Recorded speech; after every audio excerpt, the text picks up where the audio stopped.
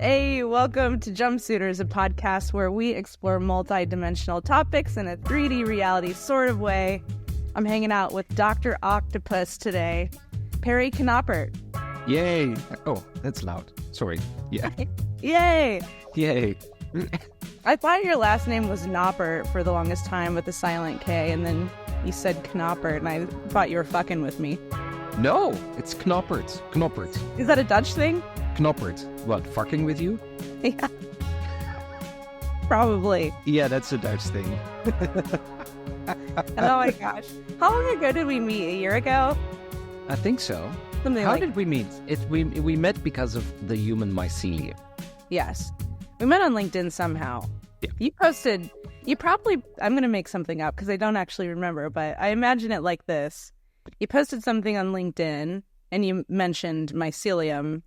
And around that time, I was obsessed, Stillium, with Paul Stamets. I just want to say, not anymore. Now she knows the truth. Not anymore. I was obsessed with Paul Stamets and his documentary, Fantastic Fungi. And I was the Cool. idea of mycelium had just kind of changed my life. And then here was kind of like the first organization describing itself in that way.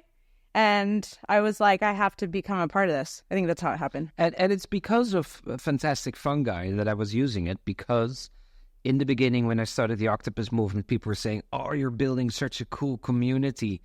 And there's a thing with language that then I hear community and then my brain goes nuts saying to me, no, Barry, it's not community. And there's something wrong with the word community.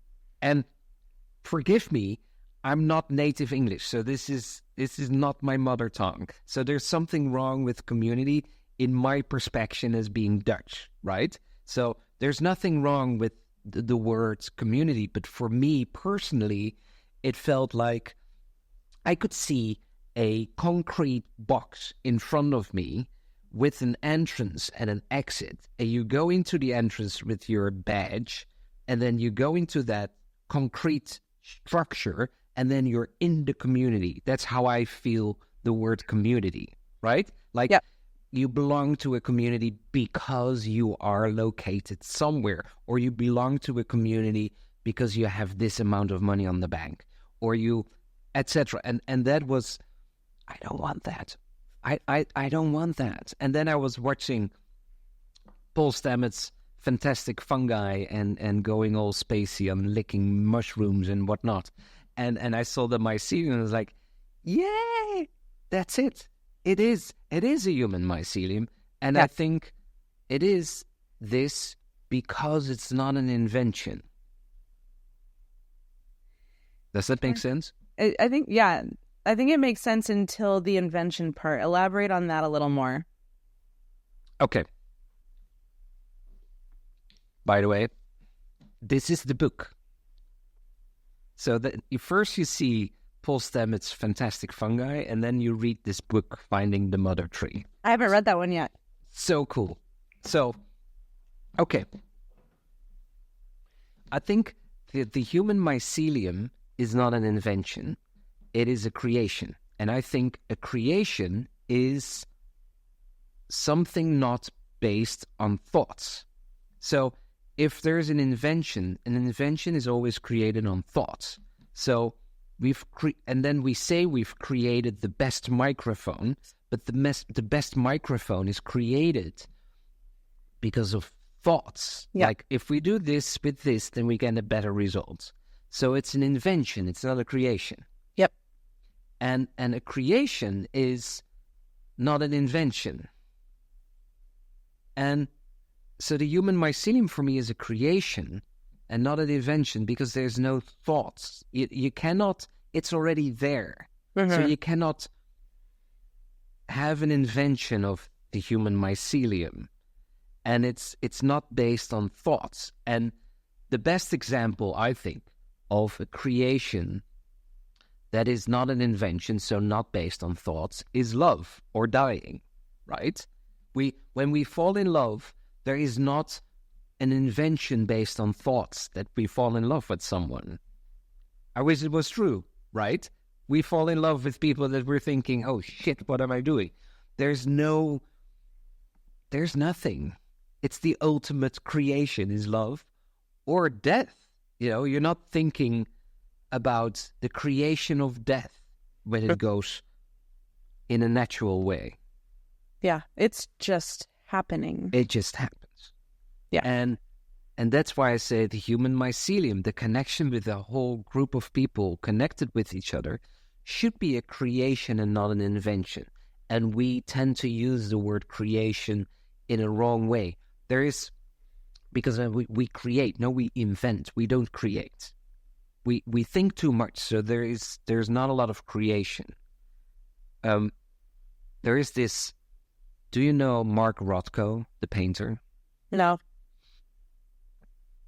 I think when I think about art and that whole idea of creation that is not linked to thought, I think his work comes very close to that. So here in the Netherlands, we have the Rembrandt, which is very famous, which is an invention. It's how you paint, and it's beautiful, and the light comes in, and everybody loves that.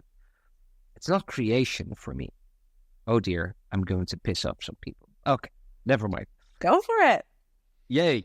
And then there is Mark Rothko. You know what he did, Nicole? What? He was first painting landscapes, like, scenery, beautiful. And he was in this space between thoughts. He was in this contemporary space between thoughts space where he thought, I'm painting trees and an air and the sky and the sea, but that's not really what it is it? Right? Our thinking allows that to be a tree. The only thing we see is colors. So he created, make a long story short, eventually the paintings that has just a huge square where there are one or two colors. That's it. And when people are in front of his paintings, they get emotional. They start crying. Not because it's so beautiful. It is beautiful. But it's so intense. And why is it intense? I think because it's so close to real creation without thought. Yeah. It's so pure. When I saw it the first time in London, I stood in front of his painting, and the paintings are huge. It's impressive, Nicole. You have to see it one. He's an American dude, by the way. It's so cool. And I was standing in front of the painting, and there was a tear running out of my eye. I wasn't crying. I wasn't emotional. I just had tears coming out. Yeah. And I was like, what the fuck? Yeah. I'm a dude. What the hell? And my girlfriend explained it back then, what was happening. I had no idea who Mark Rothko was. I think that's creation. So that's the human mycelium for me, is not doing anything. It's almost to get organized without organizing it. Just having these connections happening. Yeah. Because then it's creation. Otherwise, it's an invention. Otherwise, we just create another invention in the system for people to connect with each other, like LinkedIn and all that social media going on. Those are inventions, not creations. Yeah, I understand. I think as a musician, that idea is easy for me to relate to. There's a lot of different ways to play a song. You can play it by chords, or it's all math too. So 1, 4, 5. There's a lot of different ways to approach it. And then there's a moment that I think most musicians aspire to reach and go back to over and over again, which is flow, where it's like you become the music. It just happens, and you're not thinking about the chord progression or whatever. And especially even when you're playing in a group, there's like this intuition that kind of settles around everyone, and there's like it's this sense of, I'm here individually embodying through the keyboard right now, or through my voice or the drums. And there's this shared reality that gets created where everyone's kind of tuned into the same kind of flow and consciousness, and it's really quite powerful to watch it kind of move onto someone, like almost like, you know, I think jazz shows this really well, where it just kind of moves. Now it's like highlighting the drummer and you're there to support for a moment, and then it shifts. Kind of feels like that. But you and I have talked about this a little bit. I have such an insatiable desire to experience that phenomenon more in business. Yeah. And that is the world in which it's really resisted, right? With our with our contracts and our process, and show me how you've done this before. I need 3 case studies. Yeah. How do you show up to what's happening with presence? Well, it's very interesting. It's very inspired. I always talk about the space between thoughts, which is very much inspired by the space between notes where the true music is. Right? Yeah. I'm a huge jazz lover. Bill Evans, #1. You know, I get goosebumps if I say his name, which is so cool that happens in your brain, right? You say the name of a musician and you get goosebumps. Yeah. How cool is that? And that's where I want to go with everything that I do. Of course, I want to. It's sometimes so difficult to explain because it doesn't. People always put it. Oh, you're on this side. No, it's not about being on this side and on that side. It's being everywhere, and it's about the space between thoughts for me all the time, and doing business is trying to do that as much as possible, and which is sometimes impossible, but that's the biggest fun for me, is to do it when it's not possible. When it's possible, it's easy, it's not a lot of fun, but it's so cool to see what happens if you collaborate and do things without thinking, almost. Right? It's creating that human mycelium where we just connect and then it flows. And we see where it goes. And in China, I've learned something very interesting to support this. People talk about trust all the time. I was just in Davos, World Economic Forum, and it was about trust the future, trust. I was thinking, what the hell are we talking about? What is trust, right? And what I've learned in China is that here in the West, we start with trust, and then you fuck up, and then trust is gone. It's a very simple system. Mm-hmm.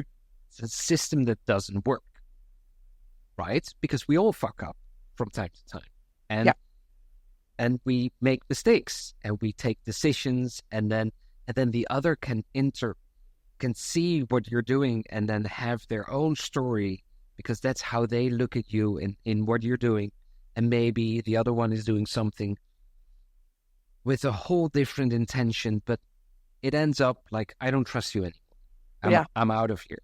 Mm-hmm. And that fits so well with the other side of the human mycelium in business, where everything, give me 3 examples, give me references, let's sign the contracts first, let's put everything on paper. Let's put everything on paper so we're nicely organized, and you cannot say anything without any permission and whatsoever, and everything is under control, tight underwear, shit. And it doesn't flow, you know? And in China, they do it the other way around. There's no trust. And then they give you baijiu. It's like vodka in China. And you need to drink a lot of alcohol. You go out for dinner. And it takes years and years to go out for dinner and get drunk and, you know, do everything wrong. But then they start to know who you really are. And then eventually you come into someone's guangxi. And that means they trust you. And trust really means something then. Yeah. And trust in China means when you do fuck up, they still have your back. And I want to use that. I want to be in that space. So we work together, Nicole. you and I.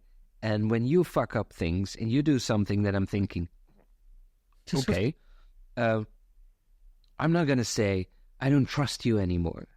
I find that childish. I find that so stupid. You know, it's like, oh, okay, that was unexpected. But probably, maybe I'm not seeing it correctly or whatever. Let's use that human mycelium and continue and see how we can flow in a different direction or talk about it without saying, I don't trust you anymore, or this is wrong, or I'm talking a lot now, sorry. No, it's great. Yeah. I can't wait for our first fight. Just kidding. Cat fight. Right? No, yeah, I appreciate that. I think there's an inherent camaraderie and vibration with you, and I think it feels really good to anytime we interact, whether it's WhatsApp or a LinkedIn comment or something, there's always this like feeling of this Dutch man across the world that I've never met in person really gets me, even though, you know, we've only had moments like this, but there's like this inherent understanding and trust. And I feel like, I feel like I see you too. Definitely. So what do you think this is then, Nicole? What is this? It's a resonance. It's a common vibration, a common language. I think we've both been vocal and loud enough to put out there the way that we are and the way that we want to be with others. And that naturally attracts and repels. And I think you've done a really good job at attracting a lot of people around the globe to whatever this thing is. What is it? Whatever the thing you're doing, Perry. What is it? I mean, okay, right. Like, how do you articulate what the octopus movement is? Because there's many boxes that people try to put it in. It's a nonprofit or it's a consulting firm. Like, how would you attempt to describe it to someone who's listening right now in some sort of concrete way? I want to go back first. Sorry, I'm not answering your question. Like I was saying to you, what is this? And then what is this? Let's dive a little bit deeper. Okay. No, thank you. Thank you for slowing me down. No, not slowing, but this is something more interesting than just a vibration or energy or whatever. I'm starting to think that is with some people. So I'm wondering a lot. I'm looking at a flipping laptop right now. Yeah. You know, there's a MacBook Pro saying underneath your face. Yeah, I'm looking at my Apple laptop. And so I'm looking at a screen. Still, it feels to me that we're close together in presence. Meaning you as a human you could be in the same room. And I've had the privilege that quite a few people came to visit me here in the Netherlands that I've met online who are very active in the octopus movement. And they come to me and they stay for a week or sometimes more than 1 week. Like, no, I don't have any plans. All these nonlinear thinkers is hilarious. I live here. I don't have any plans, Perry.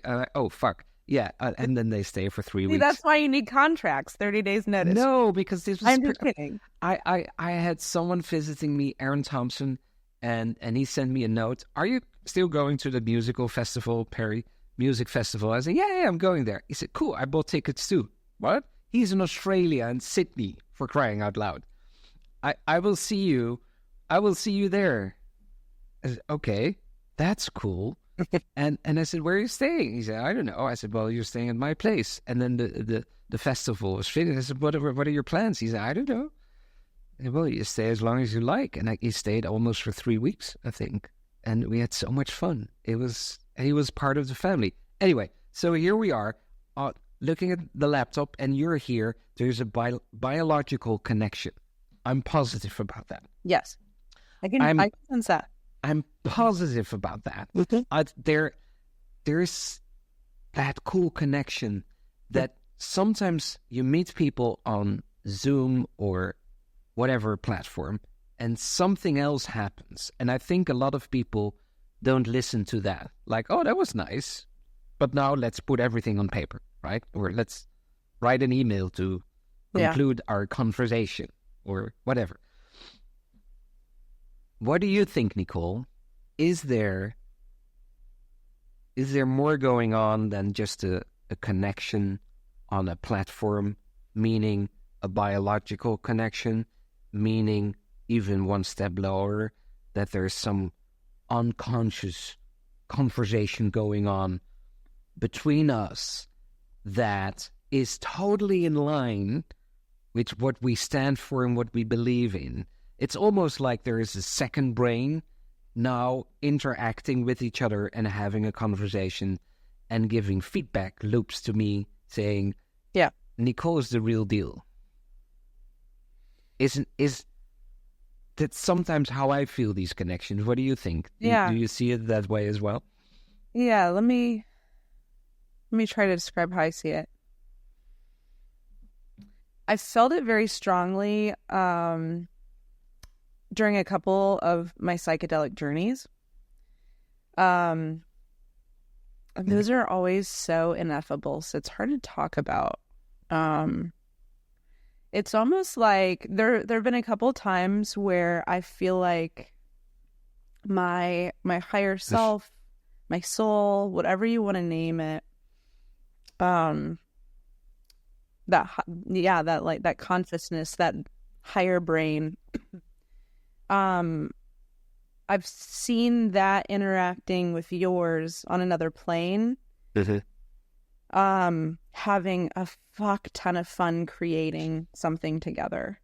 And then I'll come out of my psychedelic journey and I'll reach out to you. I've done this a couple of times. I'm like, Perry, we created, or I played with you there, you know? And so it's like, that feels like a conscious happening that in moments in this 3D reality that we're experiencing right now, through a computer and physical form, it feels like we're pulling whatever's happening up here down into earth and exploring it ourselves too. That's, I don't know that that's like clear, but that's how I've experienced it with you. And there was I didn't tell you this. There's one journey I had. Dear. There's one journey I had where I was thinking about a couple of people in my life who are the most, like truly the most authentic, embodied human beings I've ever met. So authentic that the world doesn't understand them. So authentic that they don't care. So authentic that they have worked through all of the pain and the trauma of the external reflection, not getting it, and showing up with such presence and such joy and such creativity. They're Lala. Lala's awesome. Yeah. My friend Max, and you, and those were the three people. And during my journey, I was just kind of like seeing the work that it took to get there, the risks and the liberation on the other side of it in a way that also the world can't understand. And I was just like, my heart was just like blown wide open. And I remember feeling like, I feel like I'm an authentic person, and I've had to do a lot of work to get to this place too. But like, I'm not there yet. Not there yet. And I stood up and I gave you guys a standing ovation. So it's like, what is it? What's the resonance? Oh, that was you. Yeah, no. Yeah. What is the resonance? Like, to me, it's authenticity. And like, that word doesn't do it justice. No. It just falls so flat.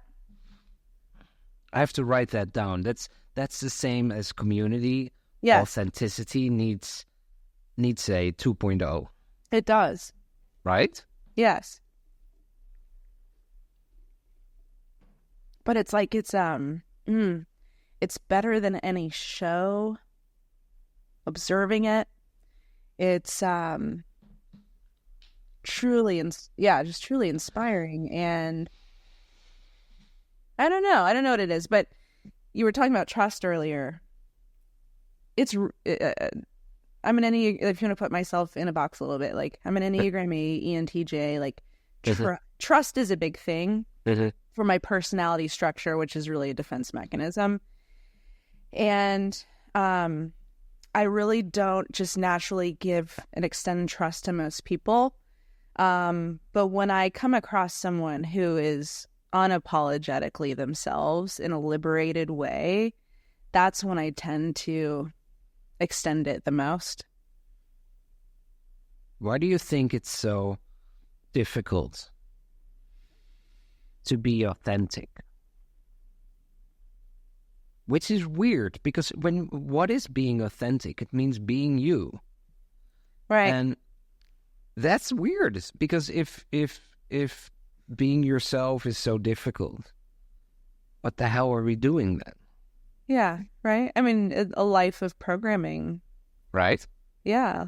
Trauma, rejection. I mean, there's a million things that pile onto it. Systems that didn't allow you, reward you in being so. And you're right, Nicole, because you just said, and I felt that I became emotional when you said, oh, the hard work. Yeah. It is hard work. And when is it hard work? Work is not hard. The hard work means there is resistance. You know, it's not easy work. Then it's not hard work. Then it's easy work. Then it's just a lot of work. And that's just working your ass off. But that doesn't mean hard work. So it's for me, it feels that sometimes the whole society is trying to put you in that box, or how you should behave and what the expectations are. And it's a very strong force. It's everyone is doing that. And I can tell you, when I decided to become homeless and to give everything away and stop doing the show, and, you know, everybody was judgmental. Everyone was, Nicole. This was, and I had no idea what I was doing. Now it sounds like he did this in order to get somewhere. No.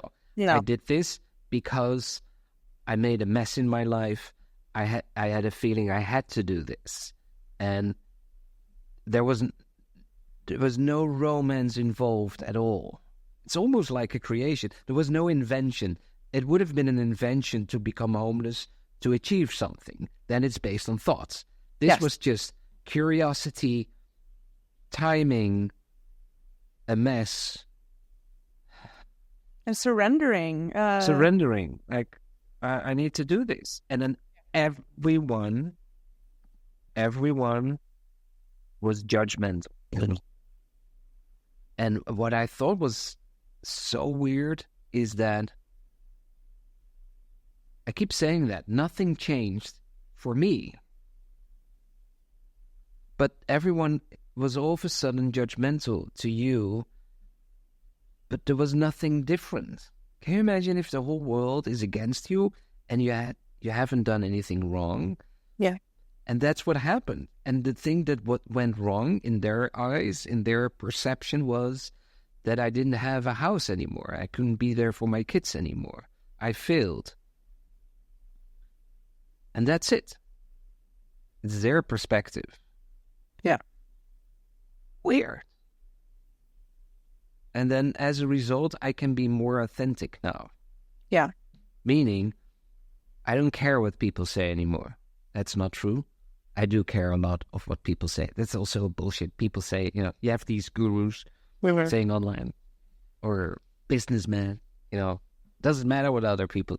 I do. I care a lot what other people think of me. But it's now in a different space, because I can think when someone is being nasty to me or very judgmental, I always think, and where were you when I was homeless? End of story. And that's very helpful. And last week, my best friend passed away, cancer, unfortunately, and he never judged, not 1 second. And he's only one of 3 friends who said, "It's okay, Perry." Yeah. Yeah, there's perhaps the only way to really be authentic is to experience having lived with the pressure of being inauthentic and having to make a really big choice to choose yourself, to explore yourself, to be here for no other reason in the entire world than to embody Perry Knoppert or Nicole Ayres. As humans, we're always asking, like, why am I here? What's the reason? And I really believe it's to just be this, to be the biggest, most fullest, most alive, most authentic version of this. And this is always evolving. It's always changing. So there's never even really an arrival. At least that's how I've experienced it, right? Like I've been so many versions of Nicole, and they've been authentic in those moments, but where it starts to break down when people expect you to stay the same, or you pressure yourself to stay the same, when evolution is what's happening, and so to allow ourselves the practice of getting unstuck so we can flow and evolve is a practice that, not even a practice, it's just like, is what it is. But I can totally understand why people would perceive Perry becoming homeless in a fearful way. It's, most people don't do that, and when they do, there's all these narratives of all the bad things that could occur or whatever, and so we try to control it versus just accept it and allow it. And my story wasn't becoming homeless, but I went through conversion therapy, which was my kind of catalyst to realizing that I had lived my life genuine, like within a box called Christianity. And like I was very genuine and authentic as much as I was able to be in that space. And then I was evolving, and to me, it's not even about sexuality anymore. Back then, that's how I was evolving to follow my authenticity. I was becoming aware that my sexuality didn't fit in a box, but I'm like bigger than my sexuality now because it just keeps going. But I experienced a similar rejection, like not just of like the church and the job that I had, but an entire community. Like I was literally excommunicated. Yeah, and that is because you're gay. Because I'm gay, yeah. Because a lot of reasons. Like I've always kind of been a powerful woman who said what she thought, but in the moments where I wasn't authentic, where I didn't feel like I could show up in that way, there was a shadow, right? Like I did suppress that part of me for a while. So I don't even judge the people for judging me because I wasn't there yet. And I've had to do my own work to be able to like look back at that version of me with like tenderness, like, like to like love that part and reintegrate that part of myself. But on the other side of it is so much liberation, and there's like this appetite now to in a curiosity of like, well, who else am I? When I describe myself as like this kind of characteristic or this kind of personality trait or something, it's like now I'm finding that I'm like, am I? Is that really me? What if I decide to explore the other side of it? Then I'm that. Then when I do that, then I'm all of it. Maybe because you're triggering this thought is, who am I is empty, right? If you think about your own who am I, there's nothing. It's just you. And who you are gets defined, if you listen to that, to the outside world. Nicole is an entrepreneur. Nicole is creative. Nicole is badass. Nicole, right? So the creation of Nicole is always done outside of you and not inside of you. Right. Because there's nothing. I don't know, but yeah. that's how I feel. Like, who am I? I'm nothing. I'm just... You're just you're a bundle of experiencing what is. You are sensations, your feelings, your thoughts, but then you realize you're even more than that. You're the observer of all those things, and then it just keeps going, you know? Yeah, because the thoughts are conditioned, so that's not who I am, even though my thoughts are very present. They create my own reality, but these thoughts are conditioned, so that's not really who I am.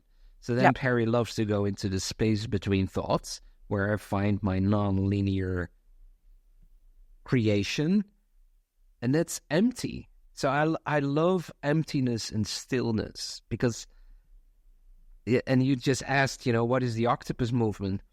I love to say it's nothing, right? Because that creates so much more than that I say it's a global movement, it's a non-profit. And this has also to do with the authenticity of humans. I don't... Maybe we will find it in the next 15 minutes or so, Nicole. That would be cool. But there's something weird with authenticity. Because if you're truly yourself, there's nothing. It's just humans. What the hell, right? And yeah, I find that fascinating. Yeah. That who am I I can only describe myself if I listen to others. If I just listen to myself, I cannot describe myself. Yeah, I understand that. There's like I got into the dimensions like a year ago. I was like I could ever even like comprehend the dimensions. How hilarious. But I was like, okay, the void, the first dimension, the ninth dimension. So as you're talking, I'm like, oh yeah, like the zero dimension, the nothingness, the space, like I am that. And when you're nothing, then there's pure potential for you to be anything. And then when consciousness begins to create and explore itself through everything, then it's also everything. It's nothing and it's everything. It's nothing and it's everything.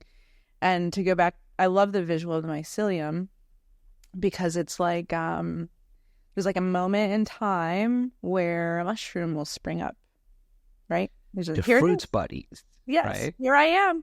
Yeah. Right. Like here's Nicole, and I also think that's worth experiencing and expressing, even though I'm nothing and I'm everything. I'm still also this being consciousness experiencing itself through whatever this is for a moment in time, and then it decomposes and it goes back in. And I find so much life and comfort and peace in that visual. It really helps me relax in the moments where the ego gets afraid of death, or the ego feels like it needs to, I don't know, understand or prove something, Yeah. I love that. It's the fruit bodies. And it's I think the fruit bodies in our existence is the true creation, and again, not the invention, because that's thought. So we work together, we create shit together, and we don't know in advance how that's going to look like. But it's awesome. And it's like these fruit bodies. It is the fruit body of the human mycelium. You bring two people together, or whatever, and something happens. And that's, I think that's beautiful. And I get very excited by that. And then you have people that are very much into this world and say, okay, what's the return on investment? And how does it work? And how do you pay the bills with that? And But it's not about that. And it is about that because we live in this world, and unfortunately, you need to pay all the bills, and you need if I want to flush the toilet, it costs me money, which is, when you think about it, pretty weird, right? I think about that a lot. That I'm thinking, everything I have to pay for.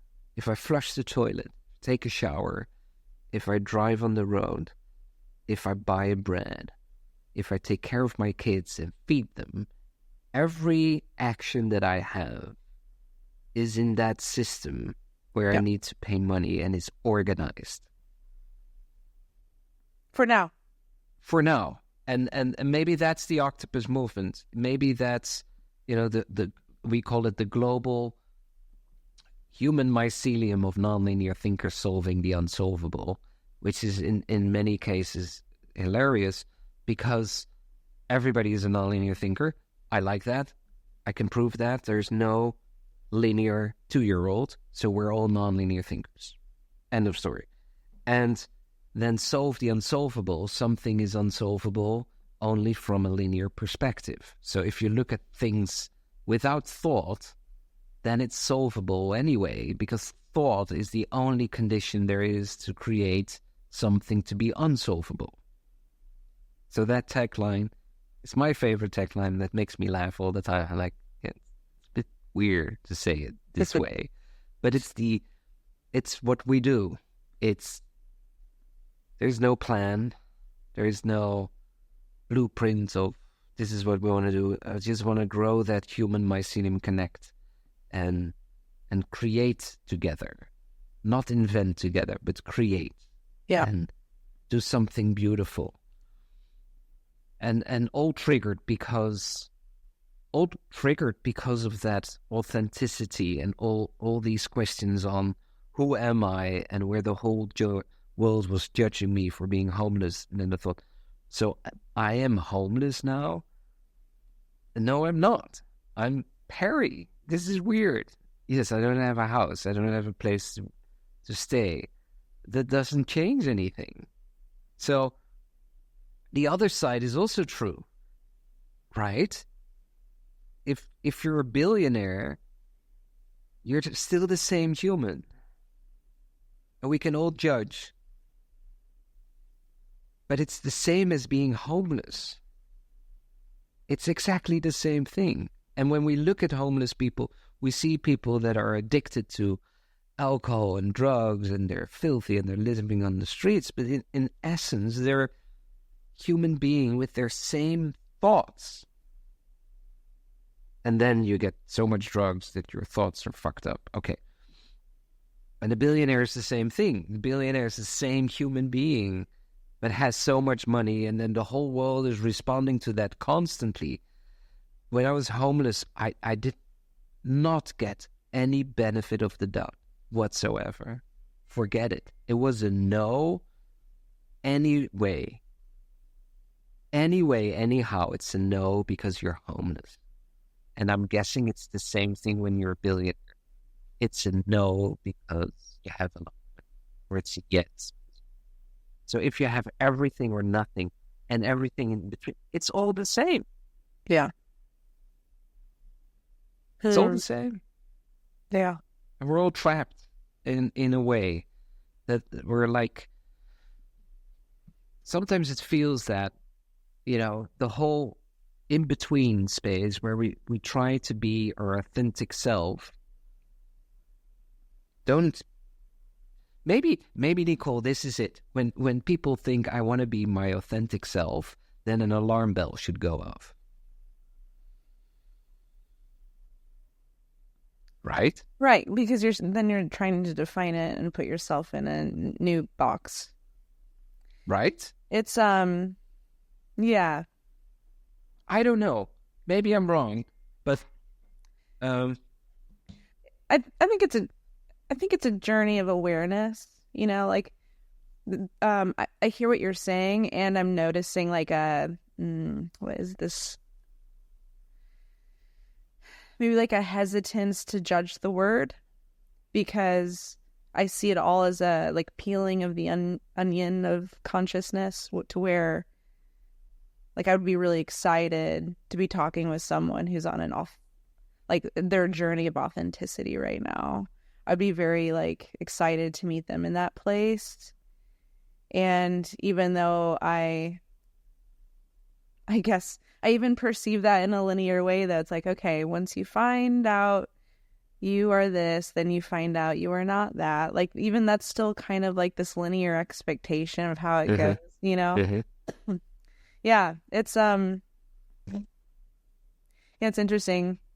But to go back to what the resonance is or what the connection is, it's we're able to have a conversation where even though we perceive things kind of differently and we're exploring some things, there's a lot of like understanding, talking very ethereally. Like, this is not a very practical conversation. Like, non-linear thinking is not. Do you think someone is still listening? I have no idea.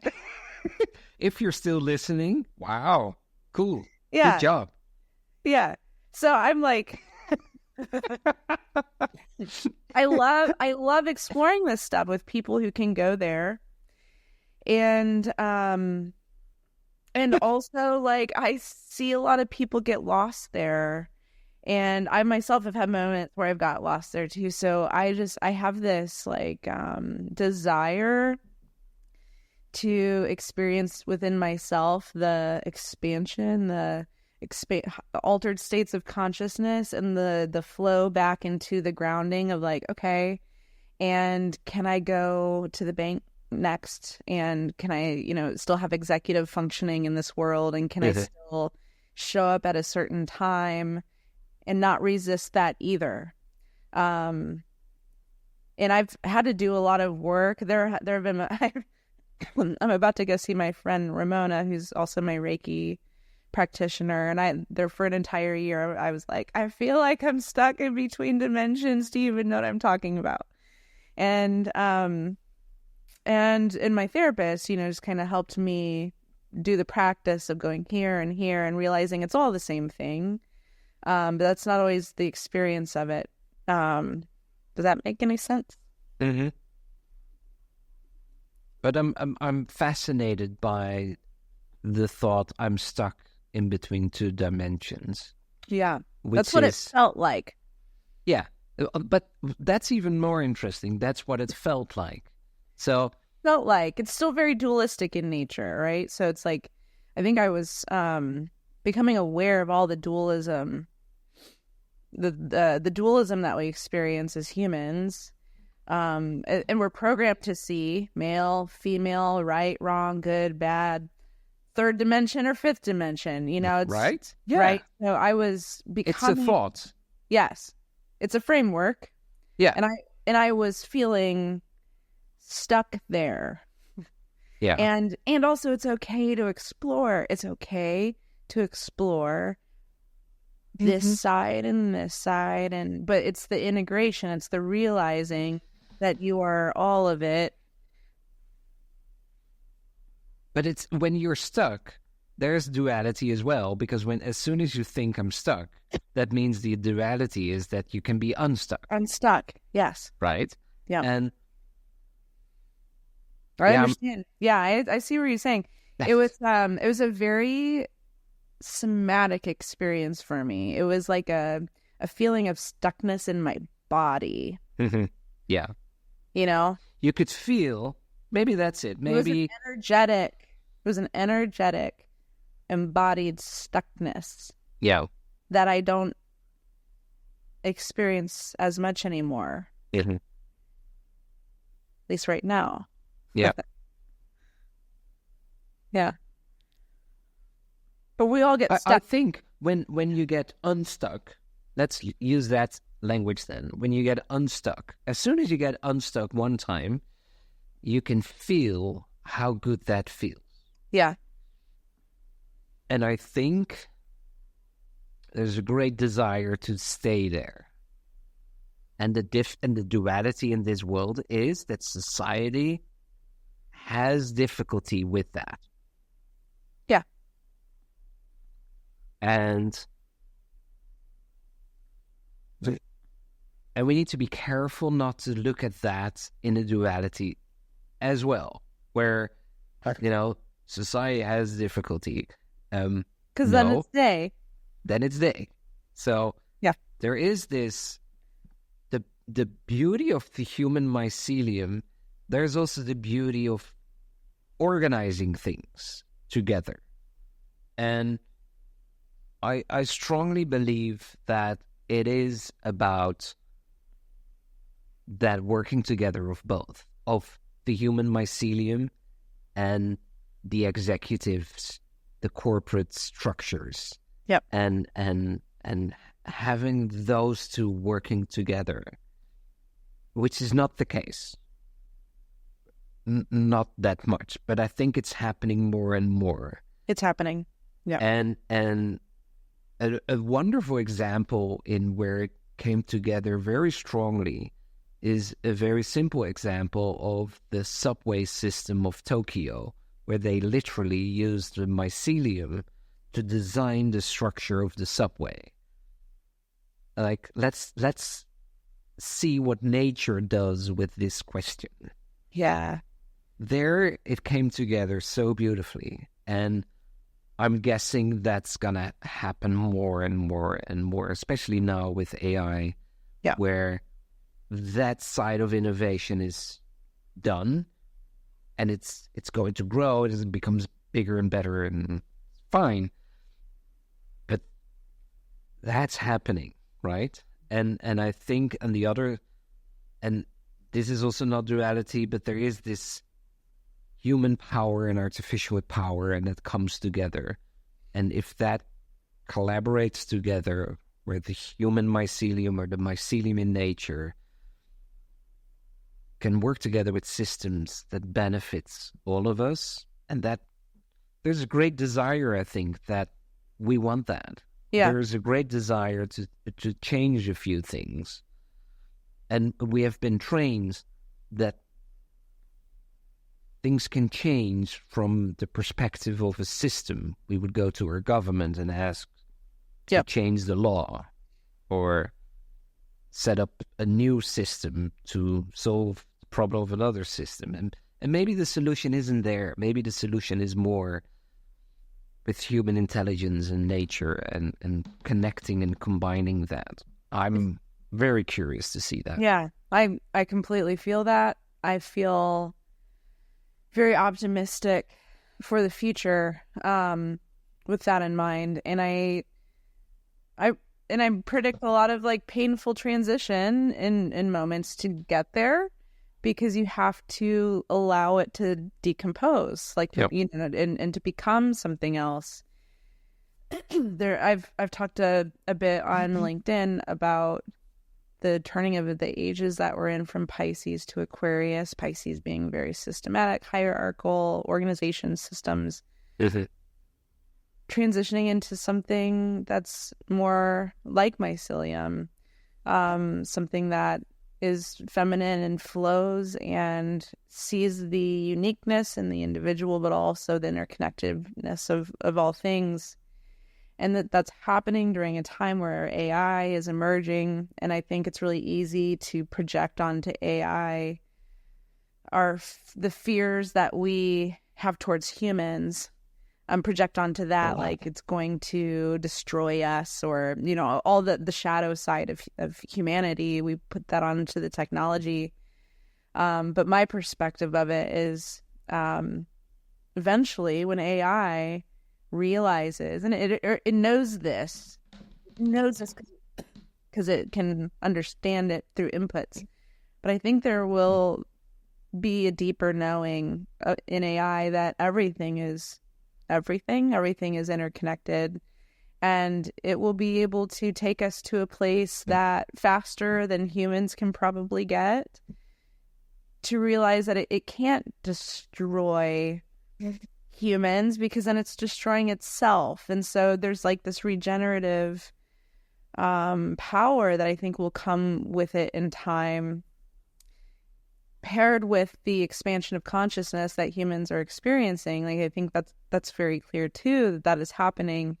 So I feel very optimistic for that. And I also realized that change is hard.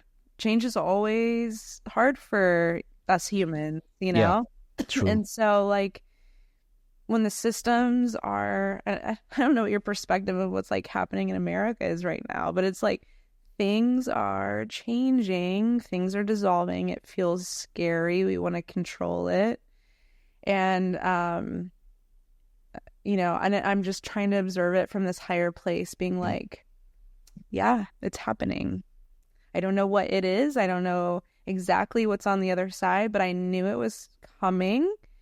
I've been sensing it. There are cosmic patterns that I acknowledge that have been pointing to it, and it is what's happening. And so how can I be authentic and show up for myself in the way that I need to, want to, while that's happening. And it's, you know, and then I have to face my own moments where I desire control or where I want to be afraid and, you know what I mean? And so like the work, like what's happening out here becomes a finger that points right back into here and says, oh, look, there's more. Like, there's more to see, there's more to tend to, there's more to love, there's more to integrate.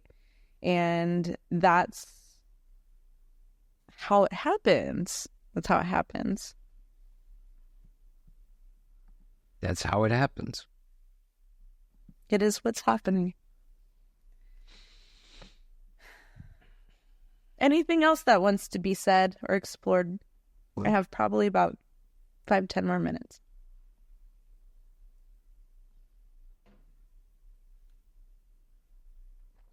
It's nice to have a podcast with a little silence in there. I like that. No, there's so much happening. It's so fascinating. It's so interesting to connect with beautiful people all over the world and really connect. And it's difficult to talk about that because it doesn't do any justice. Yeah. I want to share. Oh, yeah. I want to talk about something very important. Oh, shit. I almost forgot. You see, that's how that works. So, all these nonlinear thinkers together in the octopus movement are awesome. So, we build a think tank, and a lot of ideas are coming in and whatnot. But for me, ideas are sometimes a bit... an idea, oh God, here I am again. I'm going to repeat myself. Sorry, but an idea is based on thought, right? You're thinking, I have an idea. Why don't we do it this way, right? And that's all nice, but it only becomes valuable if we take action. An idea by itself is worthless. It's, it's another thought. It doesn't do anything. People are very scared and keep their ideas with them. I have a good idea. Don't tell anyone. Like, I don't want anyone to steal my idea. It's bullshit because it's just an idea. It's a thought. And if you don't take action, and taking action is pretty difficult. It seems like in today's world, it's all different. It's all easy because you create a TikTok channel, you get 10 million followers like that. No, it doesn't work that way anymore. YouTube, social media, you can win, and you have all these gurus saying if you post every day, you get very successful and very rich. No, it doesn't work that way. Anyway, so having an idea and bringing it into action, that's a lot of energy. There's a lot of power. There's a lot of suffering involved. So, working with these think tanks and solving the unsolvable for humanity and solving really some big issues in the world that needs to be solved, I was thinking maybe ideas are not the best way to go. Maybe I want to listen to the frustration, because a frustration is important, and something is only a frustration when people are not listening to you. Right? If I say something and you listen, and you give me feedback, I'm not frustrated because you listen and you gave feedback and I'm like, okay, I'm not frustrated. But when you're homeless and everybody says loser and nobody wants to help you, you get frustrated because you're like, but I'm a kind and loving person. Why are you not helping me? So frustrations are fascinating. And we've created a world where sharing your frustration is a bit tricky. If we look at social media, if you share your frustration there, you can get cancelled, which is also wonderful idea what we've created together. We don't want to listen to his frustration. We cancel him, press the button, cancel, get rid of him, right? So it's not easy to share your frustration on social media. If you're a child, it's not easy to share your frustration at home or at school. You're at school, you have ADHD or you're autistic, you're different, you're weird, and you're in class, it's not working, and nobody's listening to you because you're not saying it in the same language everybody is conditioned to talk about things. And you're not feeling recognized. And you get frustrated. And you're like, but I have a heart as well. And I can fall in love as well. And yet you're not listening to me. So I think frustrations are important. And some people might say, when I say I want to listen to the frustrations, well, I'm not going there. It's not good for your mental health to focus on frustrations. But a frustration is only a frustration when nobody listens. So how can you say I'm not listening to you because I'm not doing frustration? That's why it's a frustration in the first place, which is ridiculous. So with the Octopus Movement, we've created the app Tell Tom. And it's a very simple app. It's so simple that nobody understands it. It's so simple. You register, you go in, you connect it to your Google account, you're in the space, you share your frustration, and you leave. And it's anonymously. There's no social media, there's no voting, there's no liking, there's no disliking, there's no blocking, nothing. You just share your thoughts that frustrates you because nobody wants to listen to your thoughts. And if we listen to the collective frustration of the world, we will understand what's going on. And what's better, we will have the solution.